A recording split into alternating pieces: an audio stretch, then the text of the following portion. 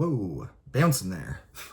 All right, so let's further flesh things along a little bit, So, like I said, I discovered this transdualistic concept and I, practice it, believe it, but I have still been getting into the modernism, the postmodernism, metamodernism, trying to figure out how these all relate to each other, and I've figured it out now. So let's explain how these relate to each other, because there are 4 forms of modernism, and it creates this, ontological black box cube that we're all stuck, our thought, our reasoning, it's all stuck in this little ontological black box, That's where you need to think, higher dimensions, man, to literally get out of this, lizard brain, man. You need to open your mind and think higher, think faster, think higher vibrations, all that jazz.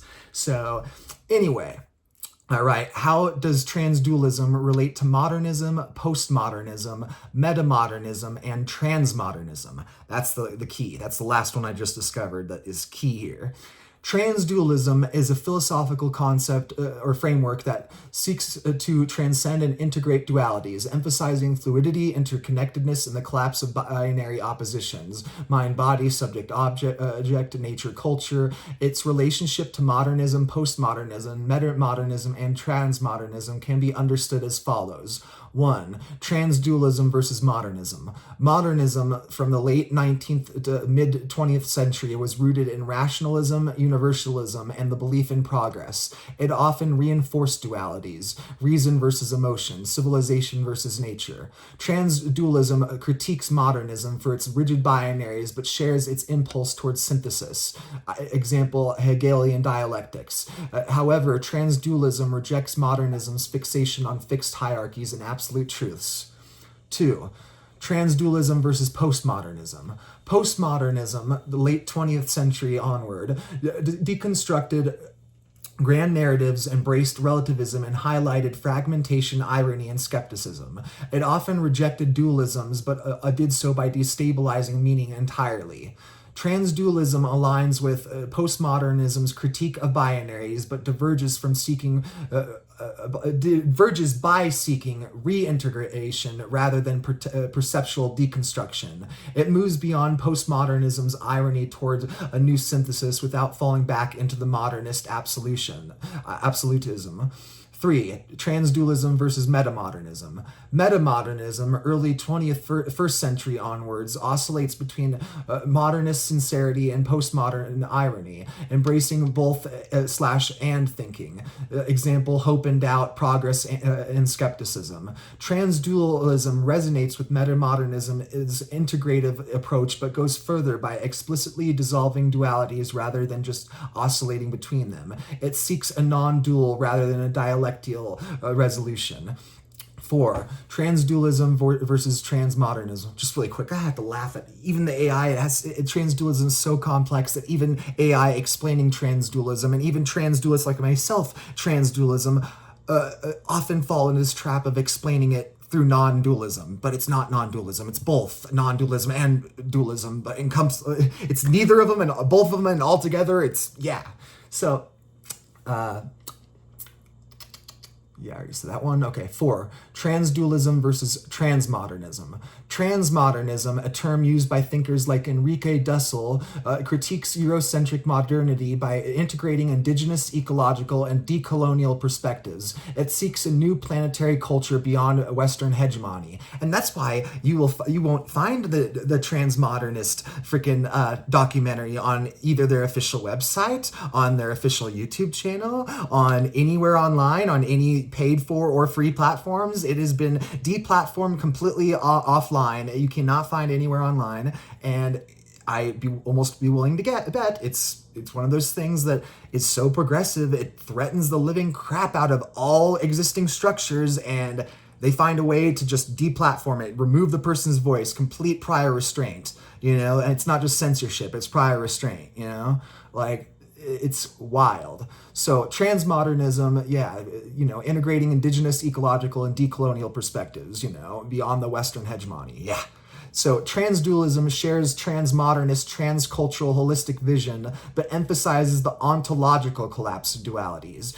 Example, human and non-human, spiritual and material, rather than just cultural synthesis.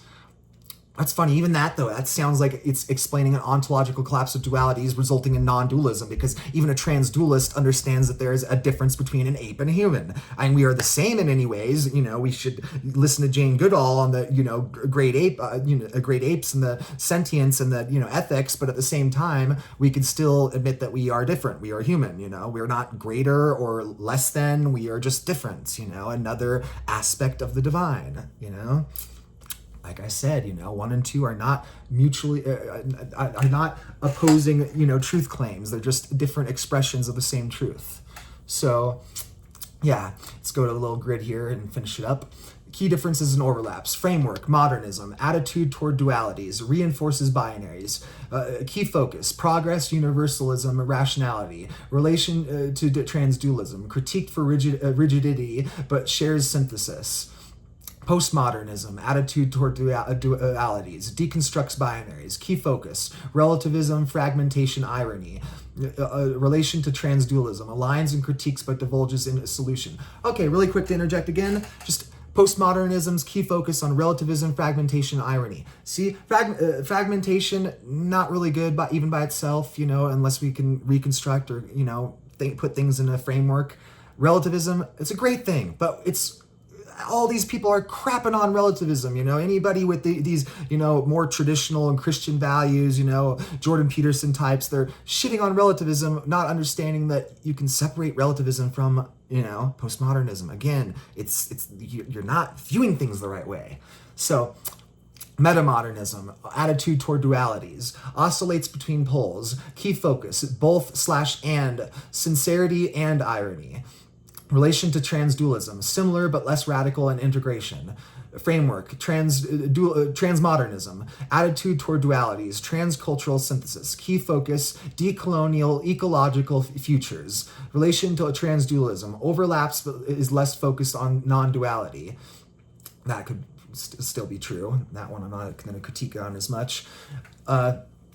Okay, framework, transdualism, attitude towards dualities, dissolves binaries, key focus, non-dual integration, fluidity, relation to transdualism, transdualism's relation to transdualism, the most radical collapse of oppositions, yes, but what? Your little table there is a little screwed up there, DeepSeek. So, conclusion, transdualism is closest to metamodernism and transmodernism in its integrative impulse, but is more radical in its rejection of the duality itself. It can be seen as a further evolution beyond postmodern fragmentation and metamodern oscillation toward a fully non-dual, trans-categorical mode of thought. So yeah, that's where it's, where people are so stuck in this dualistic thought, and this psychological splitting that we're everybody in culture and intellects and pseudo-intellects, whatever, everybody's stuck in this whole, modernism versus postmodernism. And barely anybody recognizes that metamodernism exists, and virtually nobody really pretty much knows transmodernism exists. So we need to, start emphasizing transmodernism to provide a stable platform to help us, foundation to help us reach that modern mode of thought, using transdualism or whatever, however we're navigating this.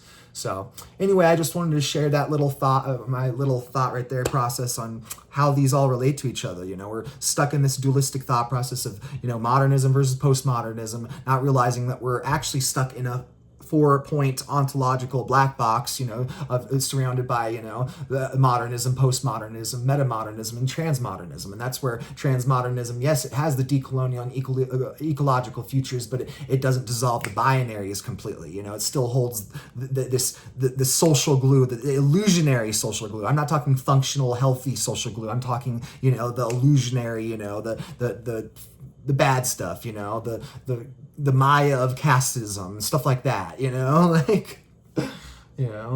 because, reincarnation and karma may exist, but you're warping the heck out of that into some Calvinistic Hindu model, with this caste system. It's, nah. But, yeah, anyway, I just want to share that and how they relate to each other really quickly. because I'm gonna have another video really quick after this one, just further fleshing this out, because this is where there's a lot of figures that are stuck in this ontological stall. And I'm starting to see how they relate to each other and to me and my philosophy and all that stuff. So it's interesting, fascinating. So anyway, just want to share this on how they relate to each other. So peace and victory. Signing out.